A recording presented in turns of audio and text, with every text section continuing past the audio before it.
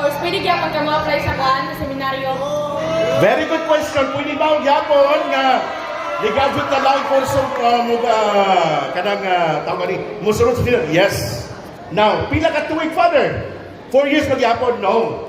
Halimbawa, ligadjud kag AB or kanang education. Ligadjud kag nursing. Ligadjud kag engineering.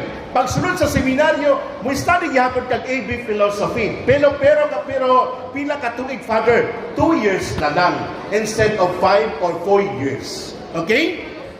Klaro? Pwede gihapon mo sunod sa seminaryo bisag kinsa nga ligraduate nga kurso. Okay? Pero ang formation sa seminaryo nila pagsunod nila gamay ra o gamay na lang. Yes, please. Pila mo mga estudyante, base pagbulag mo ugma, no? Remember, kanang imong uyab karon, dili na imong forever soon. Okay? Magbulag ra gihapon mo. Ha?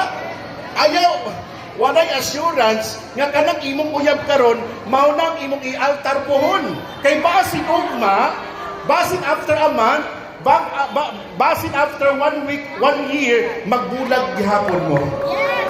Di ba? Yes! Naa mga nagbulag 13 years na, ikaw pa bakaha ng months pa lang.